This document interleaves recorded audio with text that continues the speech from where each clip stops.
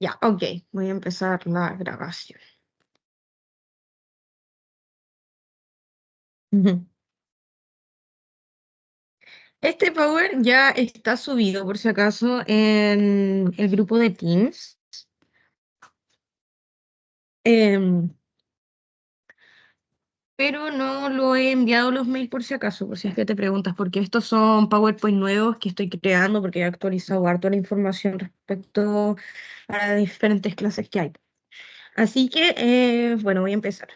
Puede que se conecten más personas en el resto de la clase, porque igual hay otras personas que tomaron el pack, pero como se graban las clases, es más fácil verlas cuando uno quiera. Ya. Bienvenida. Mi nombre es Catalina. Yo soy titulada en agricultura y estoy certificada en diferentes. A ver.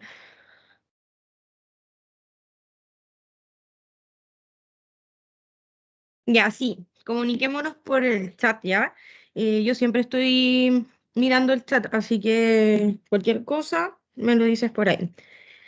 Yo tengo experiencia como encargada agropecuaria en una granja, también he trabajado en distintos lugares y también soy contraparte SAC autorizada en Mapro, Origen y Forestal hasta el 2027 y mi número sería el 557 por si es que lo quieres buscar en la página del SAC. Este es el taller de nutrientes. La verdad es que el taller de nutrientes es bastante extenso porque es bastante información que quizás tú no conoces o en general la gente no conoce. Yo la conocí, ni siquiera la conocí en la carrera, sino la conocí en un curso de especialización que era sobre nutrientes en la hidroponía y ahí me certifiqué en lo que son nutrientes, macronutrientes, micronutrientes, etcétera. Para que empecemos como introducción, los nutrientes químicos de las plantas son elementos esenciales que las plantas absorben del suelo, del agua y del aire, y estos nutrientes permiten que la planta crezca, desarrolle, produzca hojas, flores, frutos y tenga las funciones vitales como hacer fotosíntesis o generar ATP, ADP, distintos tipos.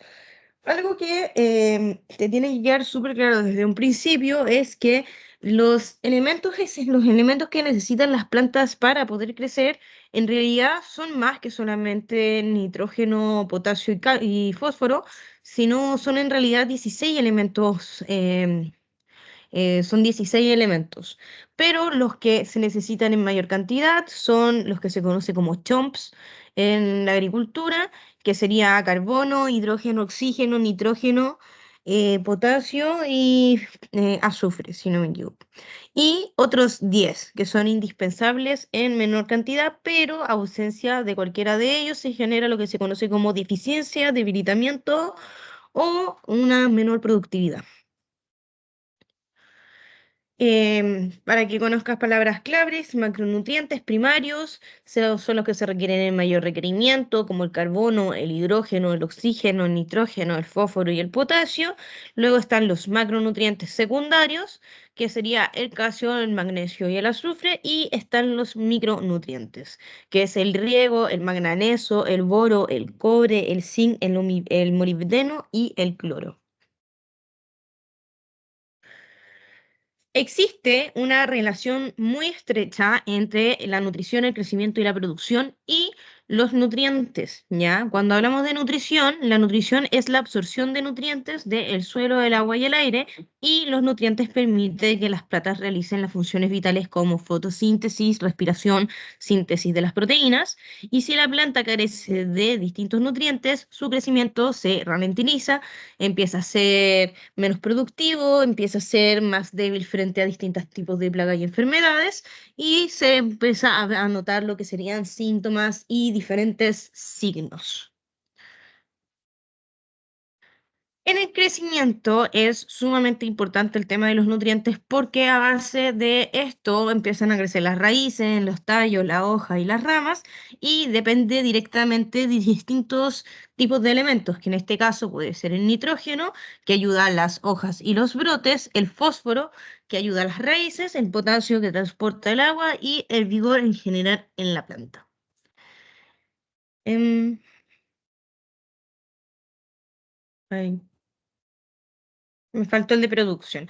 Bueno, pero en producción es prácticamente lo mismo, ya que en el momento de producir la fructificación de las flores, cuando crecen los frutos, es necesario controlar todo lo que son distintos tipos de elementos como el NPK, más que nada, porque así nosotros hacemos que los frutos crezcan bien, tengan buenos rendimientos, buena calidad, que se cumpla la calidad, que tengan buenas especificaciones físicas como el color o distintas cosas.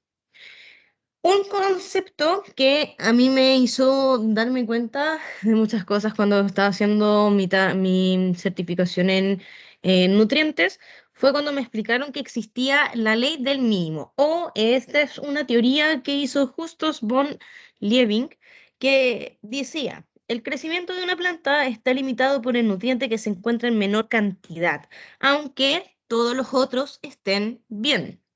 ¿Ya? ¿Esto qué quiere decir? Si un árbol tiene suficiente nitrógeno, fósforo y potasio, pero le falta un poco de potasio, el crecimiento y la producción se va a detener o se reduce por la falta de este nutriente, a pesar de que el resto de los 15 nutrientes sí esté bien. El nutriente que falta siempre va a ser el factor limitante, va a ser el que va a mostrar el signo final en la planta.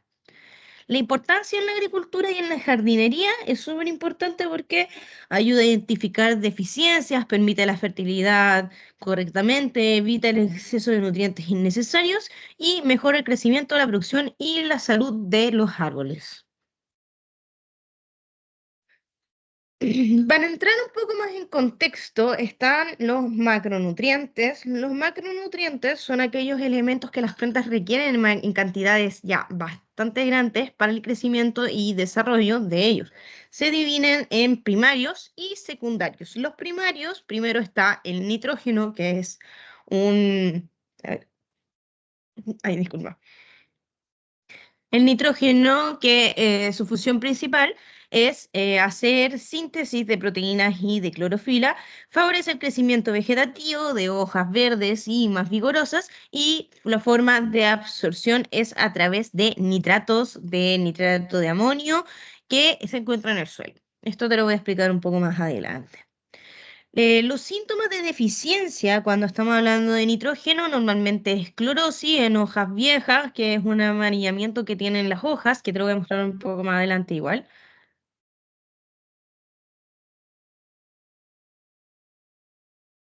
Ya. Ahora sí, ya. Los síntomas de deficiencia de nitrógeno en las hojas, como te estaba comentando, primero son las hojas amarillas, que se hace a partir de la clorosis, que vamos a poder verlo un poquito más adelante. Luego está el crecimiento más tardío de lo que es la planta, menor producción de brotes y las aplicaciones prácticas que nosotros podemos hacer es colocar urea o nitrato de amonio para poder subsistir este elemento químico que sería el nitrógeno. Ya les voy a explicar por qué nitrato de amonio y no nitrógeno como tal.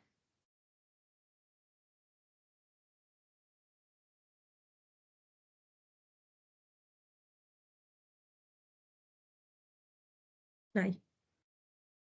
Em, ya, este debería estar más adelante. A ver, denme un segundo. Ya, les voy a terminar de explicar. Ya, otro de los macronutrientes es el fósforo, cuya función es el desarrollo de raíces, flores, frutos y semillas, y participa en lo que es la transferencia de ATP en el metabolismo. El ATP es la energía de las plantas. La forma de absorción es a través de fosfatos. Los síntomas de deficiencia de fósforo son raíces débiles, poco desarrolladas, un retraso en la floración y en la producción de frutos, hojas oscuras o con tonalidades que sean moradas. En cambio, el potasio regula el movimiento del agua y la apertura de los estomas en las hojas, fortalece los tallos y la resistencia al estrés por sequía, y los síntomas más evidentes que tiene son bordes de hojas secas y quemadas, frutos pequeños o deformes y mayor susceptibilidad a plagas y enfermedades.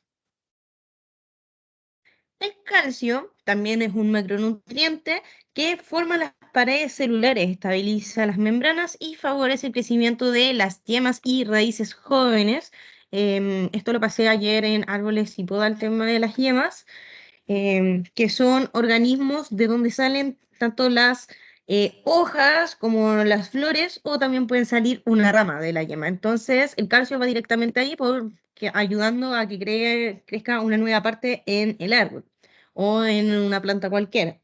Dentro de los síntomas de deficiencia serían los brotes terminales que son deformes o crecen muertos, tienen necrosis en puntas de hojas y malformación en frutos. Luego está el magnesio, cuya función es ser competente de la clorofila, participar en la fotosíntesis y en la activación de enzimas. Y los síntomas de deficiencia serían hojas amarillas en las venas, clorosis interveinal. em, las venas sería esto, ¿sí? Y el debilitamiento general de la planta. Entonces, por último, el último macronutriente sería directamente el azufre. El azufre, los síntomas de deficiencia que tiene sería hojas jóvenes pálidas o amarillentas, un crecimiento bastante reducido, y las funciones que tiene el azufre dentro de la planta, ayuda a los aminoácidos y a las proteínas y participa en distintos tipos de síntesis de vitaminas y distintos tipos de enzimas. En resumen, la importancia de los macronutrientes. Los tres primarios, el NPK, controlan el crecimiento, la energía y la resistencia. Los tres secundarios, el calcio, el magnesio y el azufre, aseguran la estructura, la fotosíntesis y la síntesis de proteína. Acá tenemos lo que es la comparación, ¿ya? Esta sería la letra química, este es el elemento y la función principal. Entonces, carbono forma la parte de la estructura de la planta a base de carbohidratos y fotosíntesis. El hidrógeno, componente del agua y de moléculas orgánicas. El oxígeno participa en la respiración y la formación de tejidos. El magnesio es un componente de la clorofila. El fósforo es desarrollador de raíces, flores y frutos, además de ayudar en la formación de ATP. Y el azufre forma distintos tipos de aminoácidos. Por otro lado, tenemos los micronutrientes. A ver, déjenme. Los micronutrientes son elementos que la planta necesita, pero en pequeñas cantidades, pero no son esenciales para su desarrollo. Recordemos que las plantas necesitan los 16 elementos para poder estar bien, y a la falta de cualquiera de estos, la planta simplemente va a dejar de funcionar. Aunque se requieren poco, su ausencia provoca deficiencias que igualmente son graves. Aunque se necesitan en menor cantidad que los macronutrientes, los micronutrientes son críticos para la salud y la productividad de las plantas, y la deficiencia de uno solo puede limitar el crecimiento y la producción. Entonces, acá tenemos otra tabla comparativa porque sí se me hace más fácil enseñarles cómo funciona el síntoma y etcétera. Entonces, primero está el hierro o el fierro, que su función principal es la producción de clorofila y los síntomas son hojas amarillentas. ¿Por qué? Normalmente siempre se ve a partir de exámenes, cuando hay como una deficiencia de algún tipo de nutriente o macronutriente, micronutriente, porque normalmente las cosas, así como el síntoma, el signo que se muestra, se parecen entre sí, siempre es amarillamiento, necrosis y clorosis, que es como lo más común. Igual es importante que sepan que los nutrientes se pueden mover en la planta, ¿ya? Hay nutrientes que pueden llegar a arreglar las hojas, las ramas, desde la entrada a través de las raíces, pero hay nutrientes que simplemente no se van a mover del lugar donde están, ¿ya? Entonces aquí entramos en la movilidad de los nutrientes. Eh, Bueno, la movilidad se determina donde aparecen los síntomas de deficiencia. Los nutrientes que son móviles permiten que la planta distribuya los recursos en situaciones de déficit. Por ejemplo, la planta tiene una rama rota y dice, oh, me duele la rama, voy a llevarle todos los nutrientes a esa parte de la planta para que se arregle y me deje de doler. Pero también hay inmóviles que requieren de la fertilización específica en la zona de crecimiento activo, como hojas o ápices. Dentro de los nutrientes móviles se pueden mover de hojas viejas a hojas nuevas cuando hay deficiencia. Los síntomas de deficiencia aparecen primero en las hojas que están más viejas y los elementos los nutrientes móviles que hay para que se pueden mover en las plantas son el nitrógeno, el fósforo, el potasio, el magnesio y el cloro.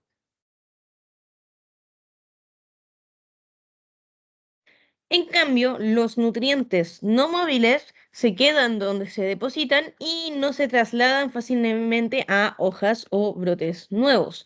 Los síntomas de deficiencia aparecen primero en hojas más jóvenes o en brotes que están nuevos. ¿Cuáles son estos? Sería el calcio, el azufre, el hierro, el boro, el cobre, el zinc y el molibdeno.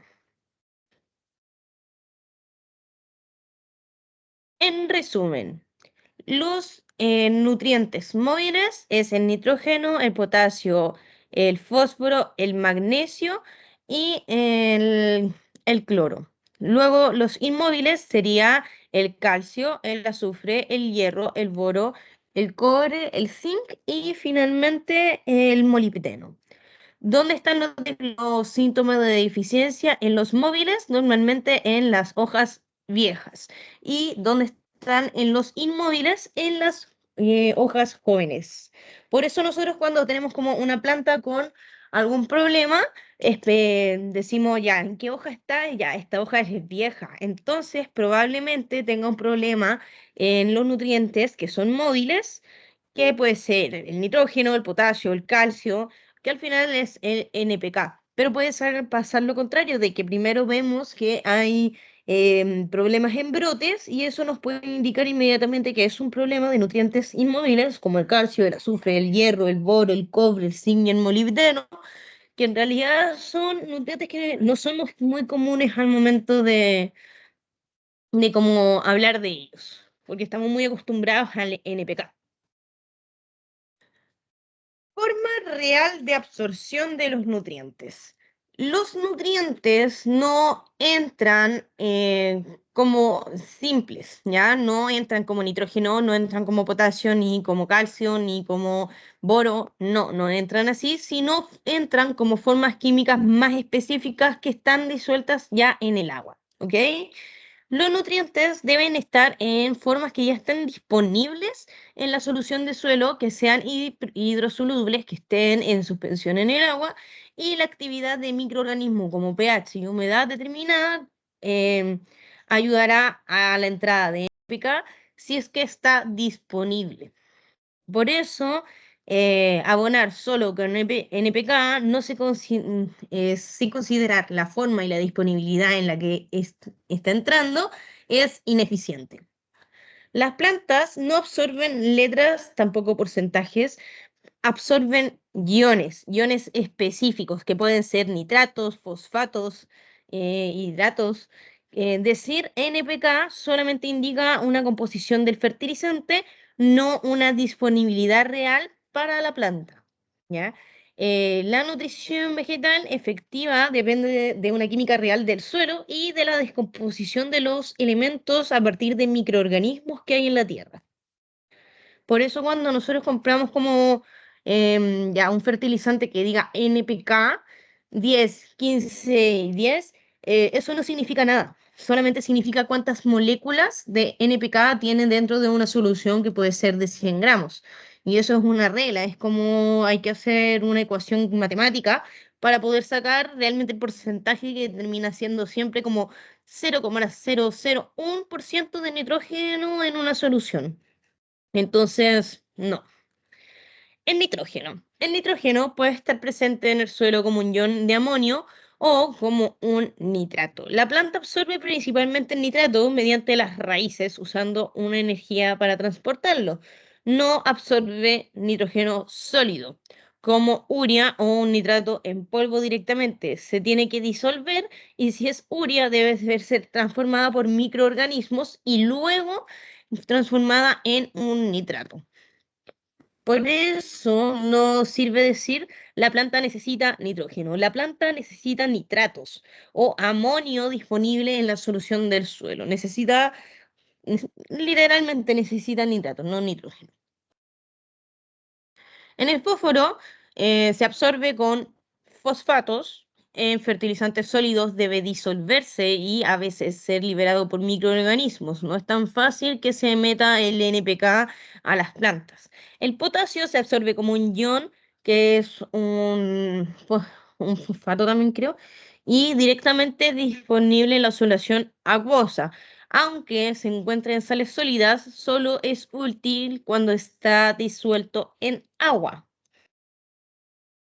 Las micorrizas actúan facilitando la nutrición de las plantas porque se asocian a las raíces y ayudan enormemente porque empiezan a ayudar a la absorción de los nutrientes, ya que liberan ácidos y enzimas, lo que ayuda a solubilizar los nutrientes que están presentes, pero no pueden estar disponibles para las plantas como el fósforo, además del nitrógeno y distintos micronutrientes como el zinc y el hierro, y estos nutrientes son transformados de formas químicas para poder ser absorbibles por la planta. Esto es lo que se conoce como una simbiosis. La planta come la descomposición y luego o sea, los hongos descomponen y la planta luego lo come. Esto es un rol fundamental que tienen los hongos y distintos tipos de microorganismos que existen en la Tierra.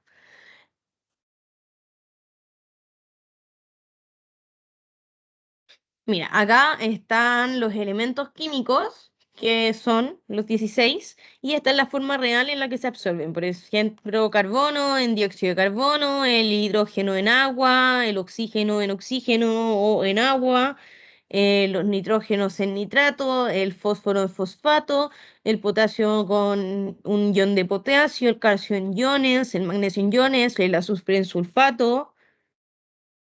em, el ácido bórico, el boro y así.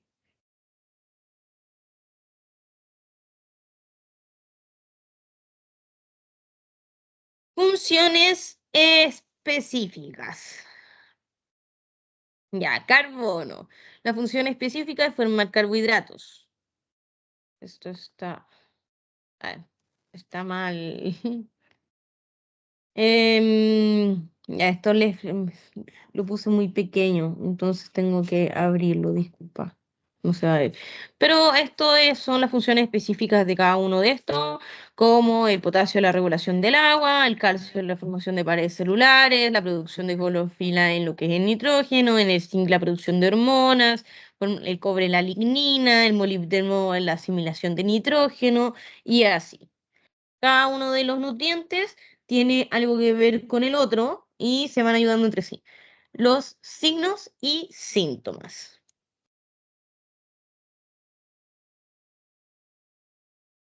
Signos y síntomas. Nutrientes móviles. Los síntomas aparecen primero en las hojas viejas y en los inmóviles los síntomas aparecen primero en las hojas nuevas. ¿Qué es un síntoma y qué es un signo? Un síntoma es la respuesta visible de la planta frente a un problema, puede ser nutricional, hidropatógeno o ambiental. No muestra la causa directamente, solamente el efecto en el tejido vegetal. Algún ejemplo es el amarillamiento de las hojas, clorosis, marchitez, hojas deformes, crecimiento lento o necrosis. Es em, Es como una respuesta de la planta a base de algún problema que puede ser tanto un virus, puede ser una bacteria, puede ser Es una reacción de la planta a algún tipo de tercero que está involucrándose en el crecimiento de ella. Y el signo es la evidencia directa del agente causal sobre la planta.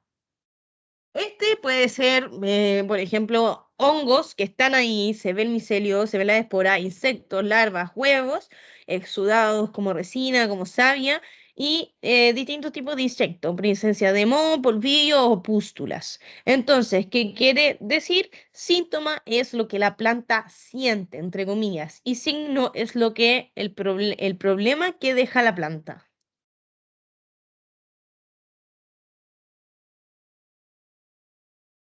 Síntomas y signos. Nitrógeno, síntomas, amarillamiento general, crecimiento lento, plantas pequeñas, signos, clorosis, tallos delgados. Fósforo, síntomas, poco crecimiento, baja floración, signos, hojas verdes oscuro o púrpuras. Potasio, síntoma, borde de hojas seco, debilitamiento general, signos, necrosis. Calcio, síntoma, brote deforme, caída de flores, signo, muerte de la yema. Magnesio, síntoma, amarillamiento entre venas, signo, clorosis, venas permanecen verdes. Azufre, síntoma, color verde pálido, signo, clorosis uniforme en la hoja. Cloro, síntoma, marchitez, signo, manchas necróticas. Níquel, acumulación de urea, necrosis foliar, signo, puntas secas. Carbono, crecimiento limitado, signo, producción de biomasa. Hidrógeno, marchitez, signo, deshidratación celular, pérdida de la turgencia. Ah, se me... Ya. Hierro, síntoma, amarillamiento severo, signo, clorosis intervernal. Magneso, síntomas, fotosíntesis reducida, signo, clorosis. Zinc, síntoma, crecimiento lento, signo, entrenudos cortos. Cobre, marchites de brotes, signo, puntas secas. Boro, deformación de hojas y frutos, signo, muerte de la yema. Molibdeno, bajo crecimiento. Clorosis, signo, hojas deformes. Ya. ¿Pero qué es la clorosis? ¿Qué ocurre en la clorosis? La hoja pierde su color verde normal, se pone amarilla o verde pálido. La fotosíntesis obviamente disminuye. El crecimiento y la producción se reducen. La clorosis no es una enfermedad en sí, es un síntoma de algo que no está funcionando de manera correcta. La causa más común de clorosis normalmente es deficiencia de nutrientes como el hierro, el nitrógeno, el magnesio y el manganeso, el pH inadecuado del suelo, el exceso de agua, mal drenaje, daño en raíces y estrés ambiental. Necrosis. ¿Qué ocurre en la planta? Las células vegetales mueren, el tejido se vuelve marrón, negro o seco y la zona afectada no vuelve a ser verde bajo ninguna circunstancia. Puede avanzar si la causa no se corrige y la necrosis es un síntoma, no una enfermedad en sí misma.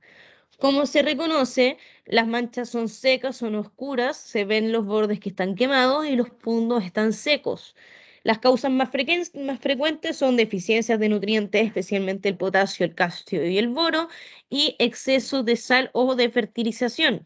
El estrés hídrico también puede ser un causante, el daño por heladas o por calor, los patógenos como hongos y bacterias, y también puede ser por algún tipo de daño mecánico, como pasar a llevar la planta y simplemente hacemos que la planta se rompa. Entonces eso provoca que la planta se estrese y no mande más nutrientes ahí, simplemente se deja morir. Luego está lo que se conoce como amarillamiento. El amarillamiento indica que la planta no está produciendo la clorofila de manera correcta, la fotosíntesis va disminuyendo y el crecimiento y la resistencia se van afectados. El amarillamiento no es una causa, es una señal que existe un problema nutricional, fisiológico o ambiental en nuestra planta. Las causas más comunes son la deficiencia de nutrientes como nitrógeno, hierro, magnesio y azufre, el exceso o falta de agua, problemas radiculares, pH inadecuado del suelo, estrés climático o envejecimiento natural de la hoja.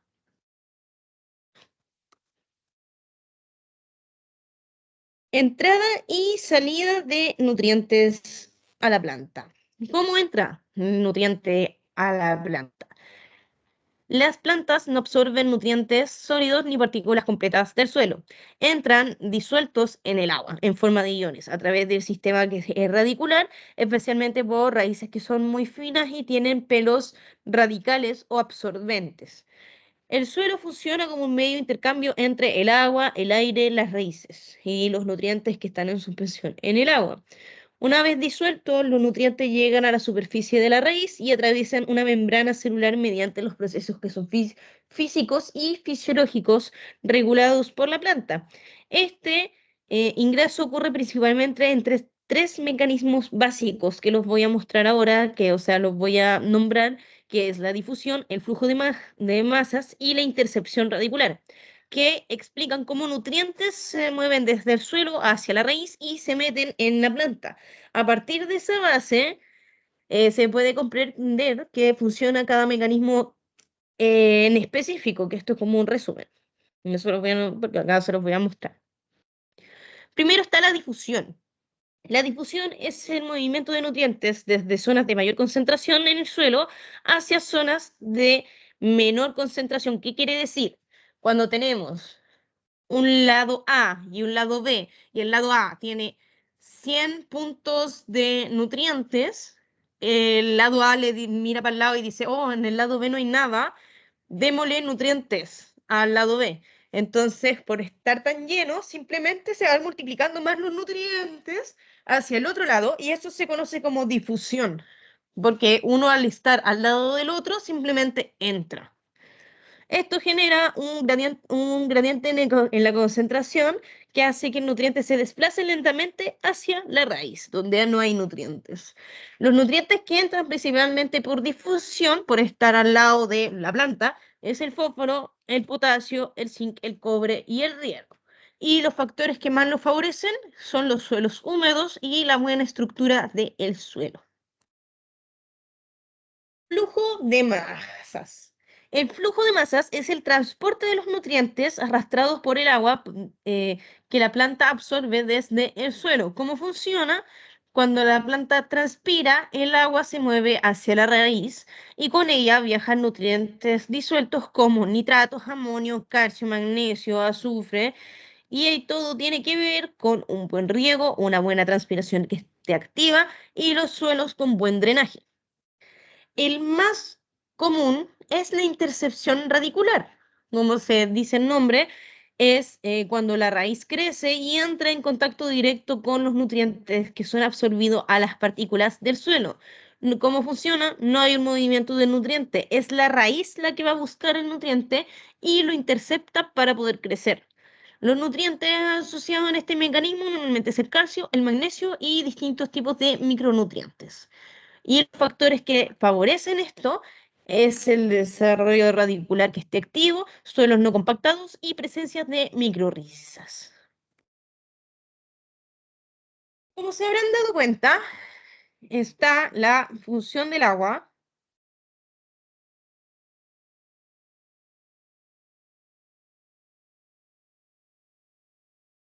Ay, no sé qué pasó.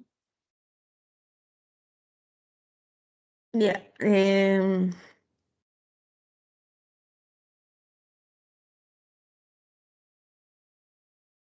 ya, el agua, disculpen, estaba viendo si estaba bien el power. Ya, la función del agua. Primero, conserva la turgencia celular, permite la elongación de las raíces y mantiene activos los pelos que son absorbentes.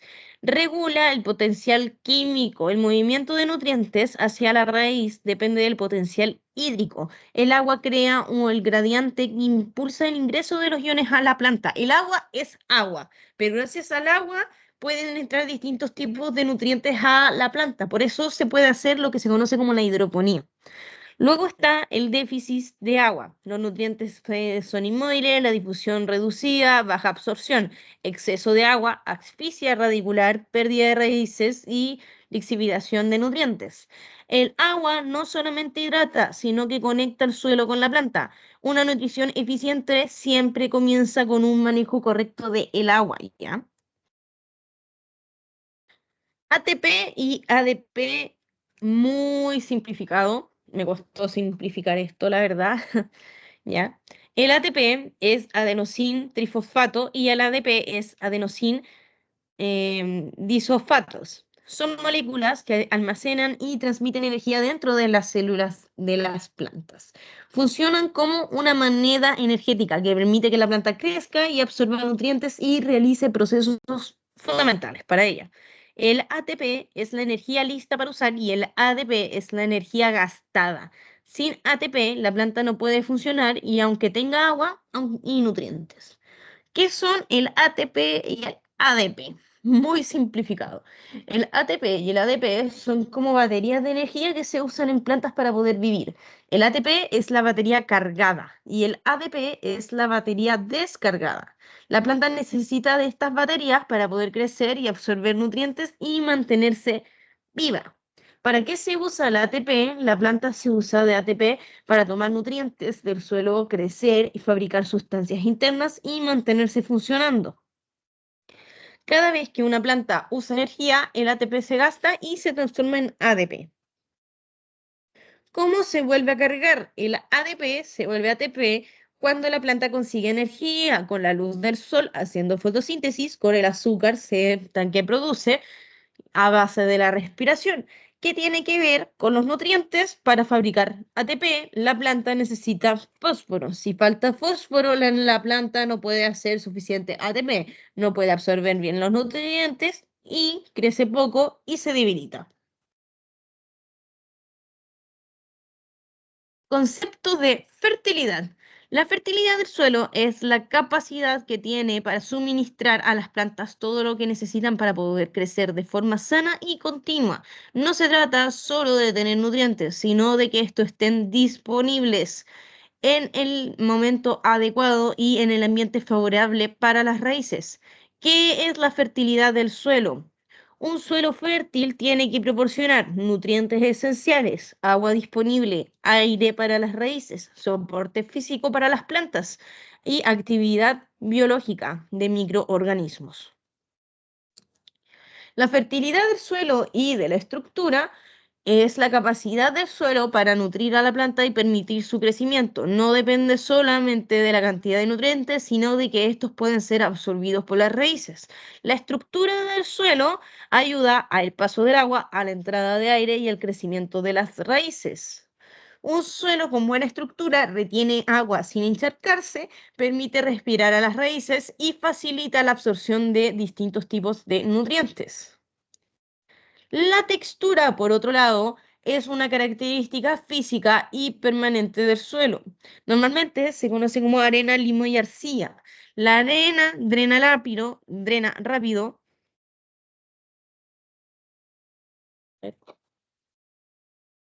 Ya. La arena drena rápido, el limo es un equilibrio entre el agua y los nutrientes, y la arcilla tiene mucha agua y nutrientes. La textura influye en cuanto el agua y los nutrientes puede retener el suelo. La materia orgánica es el conjunto de restos vegetales y animales en descomposición, que es la parte viva y activa del suelo. La materia orgánica mejora la estructura del suelo, aumenta la retención de agua, facilita la disponibilidad de nutrientes y activa la vida microbiana. Pero Todo esto no sirve si es que no hay una retención de nutrientes. La retención de nutrientes depende directamente de la textura y de la materia orgánica, porque ambas determinan dónde y cómo quedan retenidos los iones nutritivos y estos pueden ser absorbidos por raíces. La relación con la textura del suelo es que los suelos arenosos tienen partículas que son grandes, poco sitio de retención, por lo que los nutrientes se lavan fácilmente cuando pasa el agua. Los suelos francos logran un equilibrio reteniendo nutrientes sin bloquearlos y los suelos arcillosos tienen muchas cargas eléctricas y retienen muchos nutrientes, pero si se compactan pueden bloquear la absorción.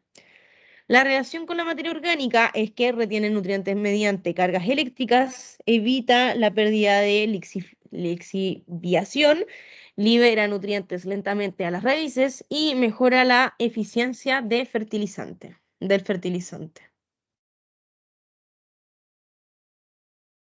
Disponibilidad de nutrientes. Es la capacidad del suelo para poder entregar nutrientes de forma en que la planta realmente pueda absorberlas en el momento en que los necesita. Un nutriente puede estar presente en el suelo y no estar disponible por causas como un pH inadecuado, exceso o falta de agua, una baja materia orgánica, compactación y una baja actividad biológica, microorgánica que hay en el suelo.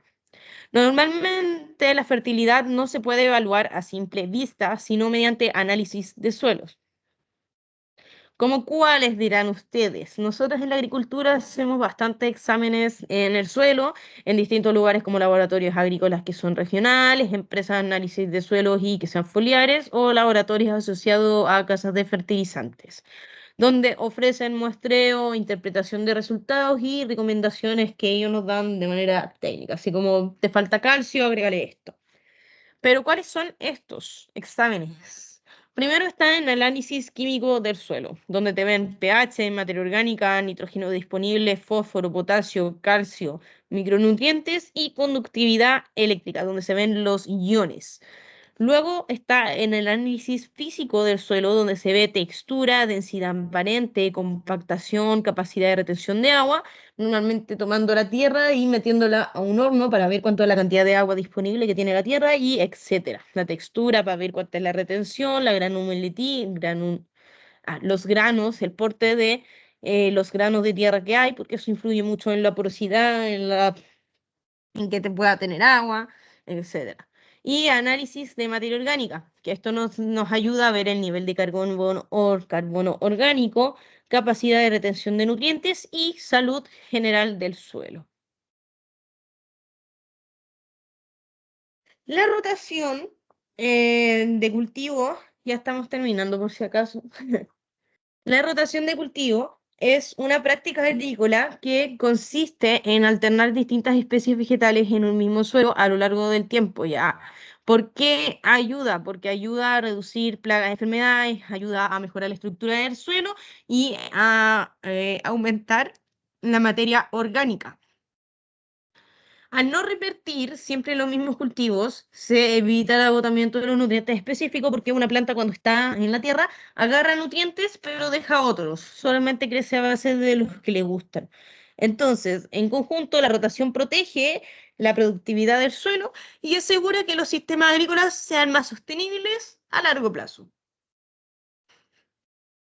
Otra de las prácticas que se pueden utilizar para poder controlar los nutrientes son la asociación de cultivos, que es una práctica donde se colocan más de dos o tres especies diferentes al mismo tiempo, de manera planificada para poder mejorar el aprovechamiento del suelo, reducir competencia directa por nutrientes, ayudar al control de las plagas y las enfermedades, proteger el suelo de la erosión y al combinar distintas plantas, distintas raíces, ritmo de crecimiento y necesidades nutricionales, se logra un sistema mucho más equilibrado, estable y productivo que un monocultivo. Un monocultivo igual solamente se agrega una cosa, pero igual es bastante complicado mantenerlo siempre bien. Con la asociación de cultivos, distintos cultivos, la rotación también se ha comprobado que realmente se beneficia enormemente. Los microorganismos del suelo también son sumamente importantes, ya que son un rol clave en la nutrición de las plantas porque transforman los nutrientes del suelo en formas absorbibles. Las bacterias fijan nitrógeno atmosférico y lo convierten en formas utilizables para las plantas, como las bacterias, hongos descomponedores que degradan la materia orgánica y liberan nitrógeno, fósforo, azufre y micronutrientes, y distintos tipos de hongos microrrízicos que ayudan asociándose a las raíces para poder hacer descomposición, como fósforo, zinc y distintos tipos de líquidos. En conjunto, estos organismos mantienen la fertilidad, la disponibilidad de nutrientes y la salud del suelo, ayudando a las plantas. Las micorrizas son hongos beneficiosos que viven en la asociación de las raíces de las plantas y cumplen un papel clave en la nutrición y en la salud vegetal. Estos hongos extienden lo que es una red muy fina en el suelo que actúa como una extensión de la raíz, permitiendo que absorba más agua, más nutrientes, especialmente fósforo, zinc y micronutrientes, donde la raíz no alcanza. Además, mejoran la tolerancia a la sequía, protegen frente a los... Ay, ¿qué pasó?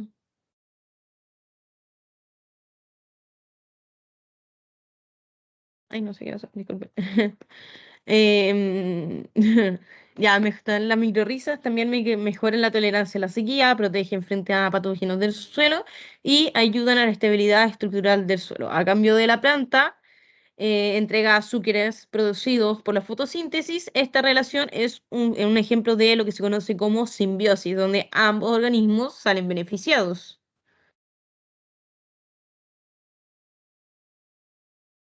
Observar para diagnosticar. ¿Qué es una calicata y para qué sirve? El primer paso para poder diagnosticar los suelos y las plantas antes de usar fertilizantes o corregir los problemas es necesario ver directamente lo que está ocurriendo en la tierra. Y para poder hacer eso hay que hacer una calicata.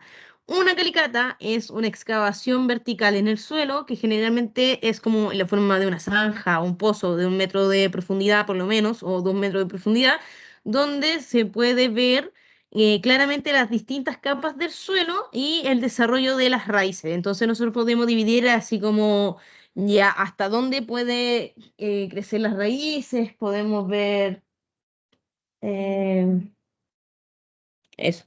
O sea, podemos ver distintos horizontes. Miren, acá tengo una imagen. Acá podemos ver horizonte A, horizonte B, C, D, E y así. La calicata sirve para poder diagnosticar profundidad y distribución de las raíces de las plantas en cualquier tipo de terreno. Yo lo recomiendo siempre si es que se compran algún tipo de terreno en algún momento de su vida o conocen a alguien que haga una calicata para ver qué realmente hay debajo de la tierra. La compactación del suelo también se puede ver, capas endurecidas o mal drenadas, humedad real del suelo, presencia de materia orgánica si hay en el suelo, actividad biológica y limitaciones físicas que pueden afectar la absorción de agua y de los nutrientes. A través de la calicata se puede determinar si un problema nutricional es realmente falta de nutrientes o si las raíces no pueden acceder a ellos por problemas físicos ya del suelo. Por eso la calicata es una herramienta que es básica y es esencial para un diagnóstico que sea correcto y un manejo adecuado de los suelos y los cultivos. El compost también se puede utilizar para poder meter nutrientes al suelo. ¿Por qué? Porque es materia orgánica estabilizada, obtenida por la descomposición controlada de residuos vegetales, animales, y su principal aporte al suelo no es nutricional, sino funcional. Desde el punto de vista nutricional, el compost aporta nitrógeno, fósforo, potasio, calcio, magnesio y micronutrientes, pero en formas orgánicas de liberación lenta, lo que reduce las pérdidas y evita excesos. Además, mejora la estructura de los suelos, aumenta la retención de agua y de nutrientes y estimula la activación microbiana, lo que favorece luego los procesos de la mineralización y la disponibilidad progresiva de los nutrientes. ¿Qué quiere decir? Que el compost, cuando lo ponemos en una planta, puede durar meses. ¿Y cuándo va a salir? Solamente cuando la planta lo necesite. No va a estar expidiendo nutrientes, solamente lo va a hacer cuando la planta necesite.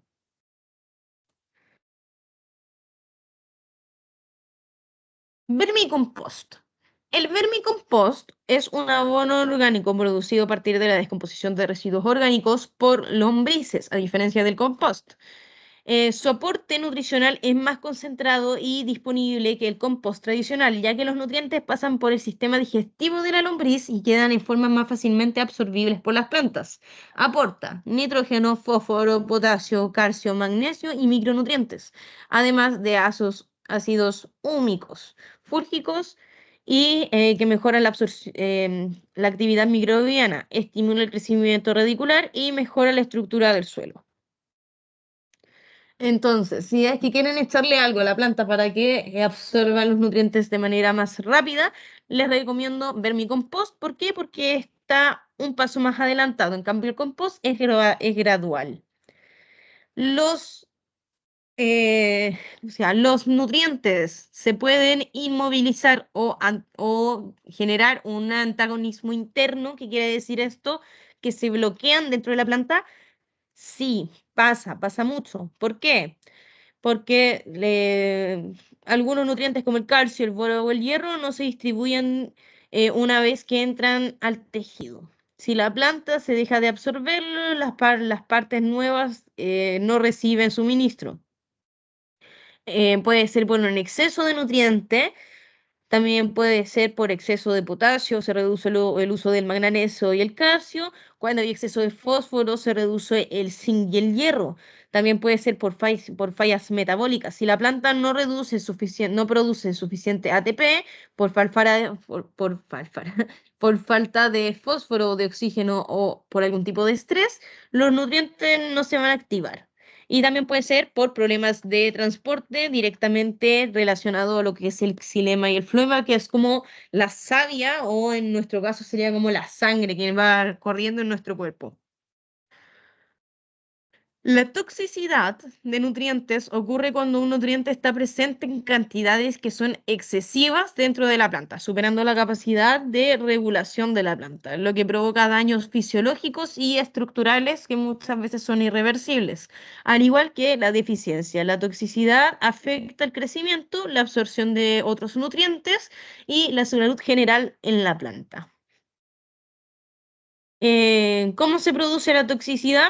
Sobrefertilizando, acumulación de mal drenaje, un pH suelto un pH del suelo que aumenta la disponibilidad de ciertos elementos, un uso continuo de los mismos fertilizantes y una baja lixiviación en los suelos pesados.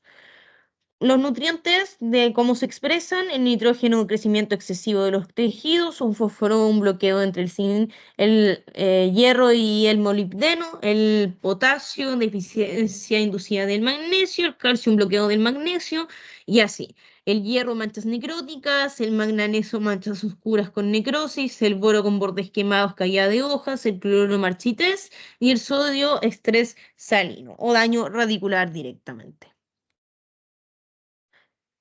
Para que les quede súper claro, más fertilizante no significa mejor nutrición. La planta necesita equilibrio, no exceso. Necesitamos equilibrio de los 16 elementos. Así que eso, ese es el taller de nutrientes, es bastante extenso, con bastante información, pero espero que este taller haya sido de ayuda, por lo menos para que conozcan conceptos básicos de los nutrientes que no es tan fácil llegar y agregar NPK, como dicen distintas personas. Y si posees alguna duda, consulta, me lo puedes decir ahora por el Teams, por el Gmail o por el Instagram. Y si tienes algún comentario, tanto positivo como negativo, me sirve para poder crecer y seguir desarrollándome como profesional, así que agradezco su tiempo y su confianza. Ahora voy a dejar de compartir y voy a ir al chat a ver si es que tienen alguna pregunta que pueda responderles.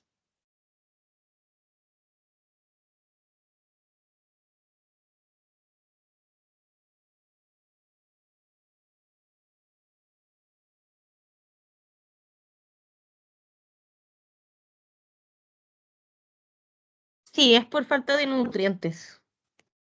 Igual, sí, debe ser por falta de nutrientes, porque sí, no son plantas rastreras, no son frutales.